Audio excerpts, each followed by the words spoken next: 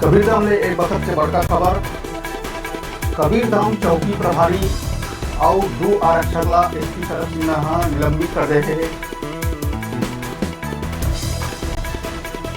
4 भाटा चौकी प्रभारी गीतांजलि सिन्हा ला एसपी शरद सिन्हा निलंबित कर दिए है। ओकरे संगे संग आरक्षक हेमंत राजपूत और आसिफ खान ला घलोक निलंबित करे गए।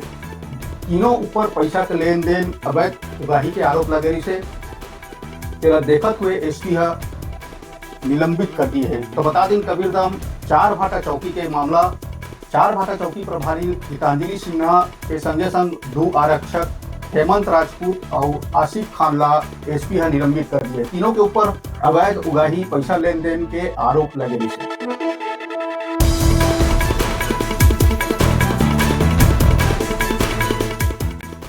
वक्त बड़का खबर कबीरधाम ले 4 भाटा चौकी प्रभारी गीतांजलि सिन्हा और 2 आरक्षक ऊपर गाज गिरे है। पैसा के लेन देन अवैध उगाही लेके एसपी शरद सिन्हा कार्रवाई करे है। तीनों ला निलंबित कर दिए है।